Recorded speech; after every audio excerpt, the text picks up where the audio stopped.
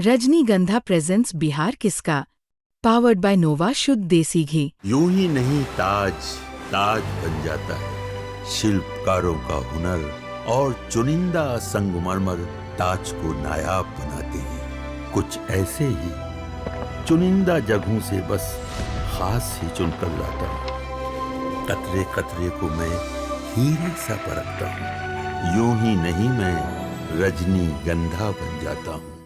नमस्कार, बिहार तक देख रहे हैं आप और आपके साथ मैं हूं आशीष अभिनव। पहले चरण का चुनाव प्रचार थम गया है। 18 जिलों की 121 सीटों पर 6 नवंबर को वोट डाले जाएंगे। अब सबकी दिलचस्पी इस बात में है कि पहले चरण में इंडिया गठबंधन या फिर एनडीए गठबंधन, किसका पलड़ा भारी है। न्यूज रूम के पत्रकारों से करेंगे बातचीत और जानेंगे उनका ओपिनियन इस मामले में क्या है। तो चलिए सबसे पहले शुरुआत करते हैं। हमारी सहयोगी हर्षिता सिंह हमारे साथ। हर्षिता जी, आपके मुताबिक बिहार चुनाव का पहला फेज 6 तारीख को वोटिंग होनी है, 121 सीटें, 18 जिले, किसका पलड़ा भारी आप देख रही हैं? जी बिल्कुल आशीष, देखिए मैं आपको बता दूं कि बिहार के लोग और बिहार का चुनाव दोनों ही बहुत अनप्रेडिक्टेबल है। नेक टू नेक फाइट बिल्कुल देखने को मिल रहा है। ग्राउंड पे गई मैं बीते दिनों में, उसका जो भी जानकारी मुझे मिली, जो भी मैंने देखा लोगों को कि क्या कुछ बातें कर रहे थे, जो कुछ हमें बताया वो शेयर करना चाहूँगी। कि जिस वक्त जब हमारी मौजूदगी ग्राउंड पे थी, नीतीश कुमार ने कई वादे किए थे, कई स्कीम लोगों को दिया था। खास करके महिलाओं में वो 10,000 रुपये जो मिले उसको लेकर के काफ़ी ज़्यादा खुशी थी। लोग नीतीश को समर्थन देते हुए नजर आ रहे थे। तेजस्वी यादव को युवा वोटरों का समर्थन मिलता हुआ नजर आ रहा था ग्राउंड पे, लेकिन वो तब की बात थी। अब माहौल कुछ अलग सा नजर आ रहा है। तेजस्वी यादव ना सिर्फ रोजी रोजगार की बात कर रहे हैं, बल्कि हर घर में सरकारी नौकरी की भी बात कर रहे हैं और साथ ही साथ 30,000 का भी दावा कर दिया। तो ये भी देखिए कि बड़ा दिलचस्प खेल है ये कि पहले तो 10,000 रुपये लोगों ने ले लिया, लेकिन ऐसा ना हो कि वो मूड जो है वो वोटिंग तक आते आते लोगों का बदल भी सकता है। हालांकि इसी बीच आप देखिए कि राहुल तेजस्वी भी लगातार बिहार में एड़ी चोटी का जोर लगा रहे हैं। इस बार काफ़ी लोगों का जो रुझान और समर्थन जो है वो भी देखने को मिल रहा है। तो इस बार काफ़ी दिलचस्प जो खेल है वो देखने को मिल रहा है और कहीं ना कहीं लड़ाई जो है वो बिल्कुल नेक टू नेक फाइट है। हमारे साथ अमीश जी हैं हमारे सहयोगी, उनसे भी जानेंगे कि बिहार चुनाव को कैसे देखते हैं वो। नेता, मैं आपकी बात से बिल्कुल इत्तेफाक रखता हूं कि बिहार में बड़ी तगड़ी लड़ाई चल रही है और बिहार के इस चुनाव को मेरे हिसाब से ना कन्वेंशनल विजडम से नहीं समझा जा सकता है। मतलब ये कि अगर आप ये सोच रहे हो कि सबके तो जातिगत खांचे बटे हुए हैं, सबके अपने वोटर्स हैं, तो वो लोग अपने अपने हिसाब से प्रेडिक्टिव तरीके से वोट करेंगे, ऐसा नहीं होने जा रहा है। बिहार में इस चुनाव में कई सारी चीज़ें बदली हैं। आपने अच्छा वादों का जिक्र किया कि वादों का क्या असर होगा ये देखने को आएगा, लेकिन जो एक मोटा मोटी अर्थमेटिक बन रहा है, देखिए बिहार में इस बार महागठबंधन के साथ आईपी गुप्ता की पार्टी है, इस बार मुकेश सहनी की वीआईपी है। इसके अलावा वो राहुल गांधी हैं बिहार में महागठबंधन के पास, जो कि दलित वोटर्स के बीच के नए आइकन बन के उभरे हैं। बिहार में दलितों के अंदर भी फ्रेगमेंटेशन है। ऐसा नहीं है कि पूरा का पूरा दलित समाज एक तरफ जाता है। रैदासी समाज है जो करीब 5.5% बिहार में जिसकी हिस्सेदारी है दलितों में, वो ऐसा माना जा रहा है कि कांग्रेस के प्रभाव में आकर वो महागठबंधन की तरफ इंक्लाइंड हो सकता है। सेम मुकेश सहनी को लेकर जो मलाह वोट हैं करीब 2.5% के आसपास है, वो माना जा रहा है कि महागठबंधन के प्रभाव में आ सकते हैं। ऐसा ही आईपी गुप्ता के जो पान वोटर्स हैं वो करीब 1.5% के आसपास है, वो माना जा रहा है कि महागठबंधन के पास एक नया वोटर समूह आएगा। तो देखिए MY समीकरण तो ऑलरेडी तेजस्वी यादव की वजह से महागठबंधन के पास है कि मुस्लिम और यादव जो करीब 32 से 34% हैं बिहार में। अब ये जो नया वोटर समूह है, दलित, अति पिछड़े, महादलित, अगर ये जुड़ रहे हैं महागठबंधन के साथ और साथ में एक तेजस्वी के युवा नेतृत्व का वादा जो कि सरकारी नौकरी के वादे की बात हो रही है, तो मुझे ऐसा लगता है कि आप भले कोई भी गुणा गणित बैठा लें, 10,000 स्कीम की बात कर लें, लेकिन एंड मोमेंट में मुझे सामाजिक समीकरण में महागठबंधन एनडीए से कहीं ज़्यादा मजबूत नज़र आता है। और इस बात को हम ज़्यादा अच्छे तरीके से समझने की कोशिश करेंगे इंद्रमोहन जी से, क्योंकि हम सभी जानते हैं कि बिहार के नब्ज पर उनका हाथ ज़रा ज़्यादा मजबूत है। बिहार चुनाव की अगर बात करें, पहले चरण में जो कहा जा रहा था कि क्या ये चुनाव इस बार विकास के मुद्दे पर बात होगी। जनसुराज के प्रशांत किशोर जिस तरीके से लगातार अपनी रोड शो कर रहे थे, पदयात्रा कर रहे थे, या जितनी भी उन्होंने रैली की और जिस तरीके से उन्होंने उम्मीदवार उतारा, तो ये चर्चा तो होने लगी थी कि इस बार का चुनाव मुद्दों पर चुनाव होगा। लोग पलायन को एक मुद्दा मानेंगे, चूँकि छठ के बाद चुनाव हो रहा था, हमने ट्रेनों की स्थिति देखी। लेकिन जब चुनाव प्रचार थमा है और पहले चरण का शोर जब बिल्कुल शांत हो गया है, तो आपको बताऊं कि ये चुनाव वापस, जहां से मैं देख पा रहा हूं, जाति पर आकर सिमट गई है। जातियों की ज़बरदस्त गोलबंदी हो रही है और इन जातियों की गोलबंदी पार्टियों को वापस उसी स्थिति में लाकर देखने को मिल रहा है जहां एनडीए और महागठबंधन के बीच टक्कर तो दिखती है, लेकिन उसमें जो एज जहां से लगता है कि ये बात अब एक तरफा हो सकती है वो है महिला वोटरों का। महिला वोटर जिस तरीके से नीतीश कुमार की रैलियों में दिखी हैं, उससे तो ये लगता है कि नीतीश कुमार का जो उन्होंने योजनाओं का ऐलान किया और 10,000 रुपये जो महिलाओं के खाते में ट्रांसफ़र हुआ है उसका बहुत ज़्यादा असर है। अगर आप रीज़न वाइज बात करें, जैसे शाहाबाद में पिछली बार 2 ही सीटें जीत पाई थी एनडीए, लेकिन इस बार उन्होंने पूरी ताकत शाहाबाद में झोंकी। अब देखिए पवन सिंह की रैलियों की भीड़ बताती है कि अगर चुनाव में कुछ भी इस तरीके से भीड़ ने बदलाव कर दिया तो समझिए कि बिहार में बड़ी मुश्किल होगी महागठबंधन को। लेकिन सबसे ज़्यादा स्टेक जिस पर लगा हुआ था, जिसकी सबसे ज़्यादा चर्चा थी, वो थे प्रशांत किशोर को लेकर लोगों में चर्चा तो है, बुद्धिजीवी वर्ग उनकी बात तो करता है, लोगों तक वो अपने मुद्दे भी पहुंचा पाएँ, लेकिन वो मुद्दे क्या वोट में बदलेंगे या नहीं, ये एक मतलब सवाल है, बहुत बड़ा सवाल है ये कि क्या उनके जरिए वोट कन्वर्ट हो पाएगा या नहीं। और जो एक और फैक्टर है बिहार में, आप देखेंगे कि जो जिन्होंने उम्मीदवार कुछ क्षेत्र में उतारे हुए हैं, जैसे बीएसपी ने भी उतारा हुआ है उम्मीदवार, तो पहले चरण में उन सीटों पर भी चुनाव हो रहे हैं जहां पर बीएसपी के उम्मीदवार भी हैं, तो वो किसे नुकसान पहुंचा रहे हैं इस पर भी सबकी, क्योंकि उनके नुकसान पहुंचाने से और आपको ये भी मैं एक बता दूं कि इन 121 सीटों में से 7 सीटें ऐसी हैं जहां पर पिछली बार जीत हार का अंतर 1000 वोटों से कम का रहा है, तो उस पर भी सबकी नज़र होगी। लेकिन बड़ी बात ये जो यहाँ से तस्वीर निकल कर आती है कि पहले चरण में अभी भी नीतीश कुमार सब पर हावी। अब देखना है कि जितनी भीड़ महिलाओं की दिखी है, क्या उन्हें वो वोट कर भी रहे हैं या नहीं। हमारे साथ हमारे सहयोगी रजत हैं, यूपी तक देखते हैं, लेकिन बिहार में अच्छी खासी दिलचस्पी है उनकी। रजत भाई, आपके हिसाब से इन 121 सीटों पर किसका पलड़ा भारी है? क्योंकि चुनाव देखिए बिल्कुल अब परवान चढ़ चुका है, घंटों का खेल रह गया है जब 121 सीटों पर वोटिंग होनी है, और कहा जा रहा है चाचा भारी कि भतीजा भारी। आप बताइए जरा, चाचा भतीजा वैसे यूपी में आप कवर करते हैं? देखिए आशीष, मैं ये कहूँगा कि अगर आप सर्वे देखेंगे या जो लोग मीडिया के लोग जो गए हैं आप उनसे बात करेंगे तो वो ये कह रहे हैं कि पहले चरण में एनडीए को एज दिख रहा है, लेकिन जो दिखता है वो ऐसा हो जाए वो कहना थोड़ा मुश्किल होता है, क्योंकि हमने कई चुनाव ऐसे देखे हैं जिसका सबसे अच्छा उदाहरण हरियाणा है, जिसमें आखिरी वक्त तक ये लगता रहा कि कांग्रेस जीत जाएगी और 12 बजे तक कांग्रेस जीत भी रही थी, 12 बजे के बाद वो चुनाव हार गई।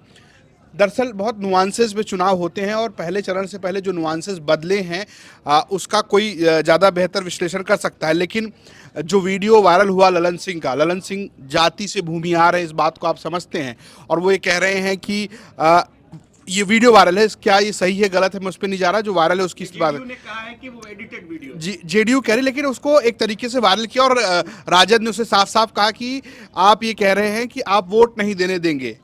तो जब कोई भूमिहार ये कहता है कि वोट नहीं देने देंगे, जब इसका नैरेटिव बनता है तो किसके ऊपर बनता है, किसको रोकने की बात कही जा रही है? तो क्या बिहार का चुनाव अगड़ा बनाम पिछड़ा हो गया है? क्योंकि एक फैक्ट ये भी है कि जो लोग वहां गए वो ये भी कह रहे हैं कि महागठबंधन का वोट नहीं टूट रहा है, महागठबंधन का वोट एकजुट है, और बात सिर्फ अब यह है कि उन्हें ऐड ऑन करना है। वो ऐड ऑन क्या है? उन्हें महादलित का वोट इकट्ठा करना है, उनको ईबीसी वोट इकट्ठा करना है, और इस तरीके के बयान नुकसान करा सकते हैं। लेकिन अगर आप नैरेटिव पे जाएंगे या आप बात करेंगे कि मीडिया क्या कह रही है, तो आपको लग रहा है कि वहाँ पे एनडीए को पहले चरण में एज दिख रही है। लेकिन मेरा ये कहना है कि आप इस पे मत जाइए, चुनाव बहुत नुआंसेस में होते हैं।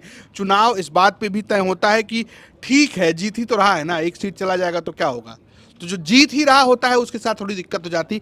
अक्सर ऐसा हुआ है, मध्य प्रदेश, हरियाणा, महाराष्ट्र, इसके कई सारे उदाहरण हैं। उत्तर प्रदेश का लोकसभा चुनाव भी इसका एक उदाहरण है। इसीलिए अखिलेश यादव काफी मजबूती से पक्ष रख रहे थे पहले चरण में, दूसरे चरण में भी धुआंधार प्रचार उनका जारी। हमारे सहयोगी वेंकटेश हमारे साथ बक्सर से आते हैं। वेंकटेश, आपकी तरफ का क्या मिजाज है, और पूरे बिहार की अगर हम बात करें तो वहां आप कैसे देख रहे हैं इन 121 सीटों पर रुझान किसके पक्ष में आता दिख रहा है आपको? देखिए, जो 121 सीटें हैं उनकी अगर हम बात करें तो जो पिछला जो विधानसभा चुनाव हुआ था 2020 में, तो जो लगभग शाहाबाद का क्षेत्र है उसमें महागठबंधन ने क्लीन स्वीप कर दिया था, अगर 2 सीटों को छोड़ दे तो।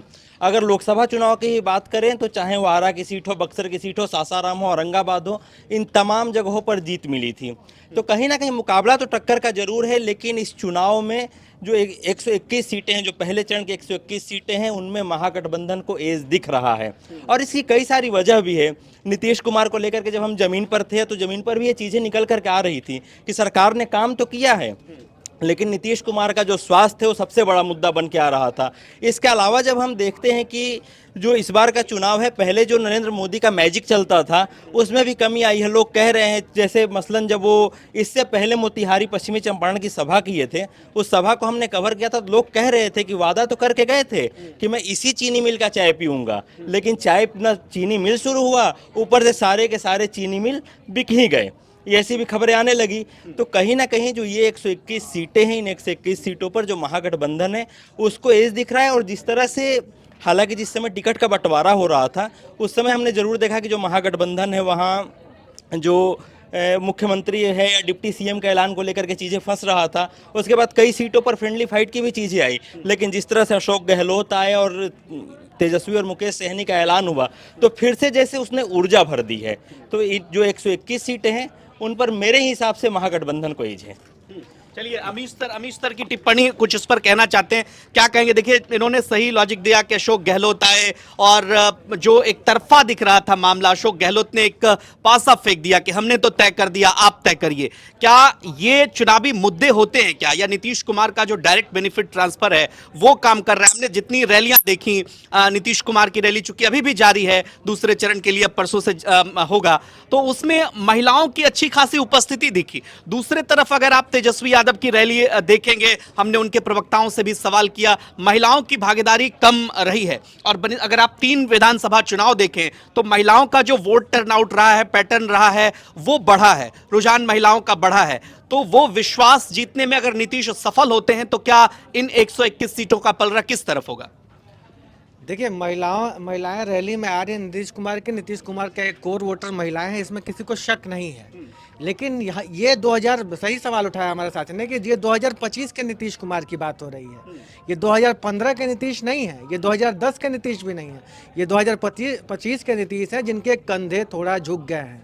बुजुर्गियत का हमारे देश में सम्मान होता है, लेकिन एक ये भी तो परंपरा है कि नई पीढ़ी के लिए रास्ता क्रिएट करिए, ये भी तो समाज ही आवाज़ देता है। तो ये सब सवाल नीतीश कुमार के वोटर्स को भी मथ रहा है। मैं आपसे एक अलग सवाल, और जहाँ तक महिलाओं के आने का सवाल है, आशीष, 10,000 रुपये जिसके खाते में जा रहा है, जीविका दीदी के खातों में भेजा जा रहा है, और वहाँ पर सीएम के दीदियाँ हैं, क्या उनको दायित्व नहीं दिया गया है कि महिलाओं को लेकर आइए हमारे चुनावी कार्यक्रम में? ये जग जाहिर है ये दायित्व। हम लोगों ने चिट्ठियाँ जारी होते हुए देखे शिक्षा विभाग की कि छात्रों को लेकर हमारे रैलियों में पहुँचिए और छात्रों से मन की बातें सुनवाइए। ये सब बहुत जग जाहिर है कि सरकार अपने तंत्र का इस्तेमाल करके अपनी एजेंडा सेटिंग करने की कोशिश करती है। देखेंगे कि क्या 14 तारीख को नतीजे आएंगे। मैं एक चीज़ की ओर आपका ध्यान आकर्षित करना चाहता हूँ कि एनडीए तो आज तक इंटैक्ट मुझे नज़र नहीं आ रहा है। चुनाव प्रचार बंद हो जाएगा ना, या हो ही गया जब तक ये वीडियो हमारे दर्शक देखेंगे, लेकिन एनडीए इंटैक्ट होता तो मोदी जी की रैली में नीतीश जी दिखाई देते ना। मोदी जी ने जो रोड शो किया पटना की सड़कों पर, उसमें नीतीश जी कहाँ थे? नीतीश जी जब घोषणा पत्र एनडीए लॉन्च कर रहा था तो 30 सेकंड के लिए हाथ हिलाने आए थे। ये नीतीश जी और मोदी जी की जो जुगलबंदी पहले हम लोग देखते रहे हैं 2015 के बिटर अनुभवों के बाद, तो ये जुगलबंदी हमने देखी है ना भाई, कि नीतीश कुमार लगातार कह रहे हैं कि ये जोड़ी ने बिहार को क्या न क्या दे दिया। वो मिसिंग दिख रहा है, एकदम साफ स्पष्ट है। अगर मोदी जी के बगल में कल नीतीश खड़े हुए होते, हाथ हिला रहे होते, तो लगता कि जुगल जोड़ी लड़ रही है, लेकिन कहीं जुगल जोड़ी मिसिंग है। अमित शाह की अलग स्ट्रैटेजी है, नीतीश कुमार की अलग स्ट्रैटेजी है। रजत ने बिल्कुल सही कहा कि चुनाव को लास्ट मोमेंट पर आकर जब इस तरीके से बयानबाजी की जाएंगी, ललन सिंह के जो कथित वायरल वीडियो है, अगर आप उसको फेस वैल्यू पर लें तो इस तरह की अपील क्या मैसेजिंग डालेगी? जंगल राज के खिलाफ जो आपने नैरेटिव और कैंपेन खड़ा करने की कोशिश की, उसके तो मोकामा के किंग ऑलरेडी उसे ध्वस्त कर चुके हैं। जो पूर्ण आरोप लग चुका है कि वो एक हत्या के आरोप में बीच चुनाव में जेल में जा चुके हैं। अब आप सोचिए कि जो सबसे बड़ा दांव था एनडीए का कि लालू यादव की एंटी इनकम्बेंसी याद दिलाकर नीतीश कुमार की एंटी इनकम्बेंसी को खत्म किया जाए, वही दांव अनंत सिंह के विधानसभा में फेल हो गया। और उसके अलावा एकजुटता एक बड़ा फैक्टर है कि चिराग मिसिंग थे, नीतीश कुमार मिसिंग थे, ये सब लोग कभी एक साथ नजर ही नहीं आ रहे हैं। पूरा मैनिफेस्टो अकेले सम्राट चौधरी को पढ़ना पड़ रहा है। आप समझिए इस बात का क्या असर जमीन पर हो रहा होगा। ठीक है, अच्छा सवाल उठाया। अब लोक भारी होगा कि तंत्र भारी होगा, जरा चलते हैं हम मुंगेर की तरफ। मुंगेर से हमारे सहयोगी हैं अर्पित हमारे साथ। वहां पर एक बड़ा फैक्टर हमें देखने को मिल रहा है, चूंकि मोनाजिर हसन जैसा कद्दावर चेहरा जो लोकसभा के सांसद भी रह चुके हैं, इन 121 सीटों में मुंगेर की भी 3 सीटें महत्वपूर्ण है। क्या देख रहे हैं, किस तरफ झुक रहा है चुनाव? देखिए आशीष, जैसा आपने बोला मुनाजिर हसन पहले सांसद भी रहे हैं, उससे पहले 3 बार के वो मुंगेर के विधायक भी रहे हैं, और विधायक रहते हुए वो मंत्री भी रहे हैं। और जहाँ तक महागठबंधन ने इस बार वहाँ से कैंडिडेट जो उतारा है वो मुकेश यादव को उतारा है, और जो यादव और मुस्लिम का जो वोट है वो इस वक्त बटेगा, क्योंकि मुनाजिर हसन खुद एक मुस्लिम चेहरा है, जो पुराने मुस्लिम चेहरा हैं, और मुकेश यादव वो महागठबंधन की तरफ से, आपको पता है कि महागठबंधन का मोस्टली वोट मुस्लिम और यादवों के पक्ष में अभी तक जाते रहे, जैसा कि हम आंकड़ों में देख पाते हैं। वहीं बीजेपी ने इस बार नया कैंडिडेट उतारा है मैदान में, जो सिटिंग विधायक थे उनका टिकट काट करके एक नया कैंडिडेट उतारा है, जिसकी वजह से उनके भी वोट में थोड़ा डेंट तो पड़ता हुआ दिख रहा है। वहीं हम अगर बात करें जमालपुर सीट की, तो जमालपुर में भी इस बार नचिकेता मंडल एक नया चेहरा एनडीए की तरफ से उतारा गया है, जो कि जदयू की सीट से लड़ रहे हैं चुनाव। तो उनके साथ जो वीआरएस लेकर के सुखदीप लांडे जो पहले पूर्व आईपीएस रहे हैं वो लड़ रहे हैं चुनाव, उनमें भी कांटे की टक्कर देखी जा रही है। और जहां तक बात करें तारापुर की, तो तारापुर में इस बार सम्राट चौधरी वो चुनाव लड़ रहे हैं, तो वो भी सीट थोड़ी फंसी हुई दिख रही है।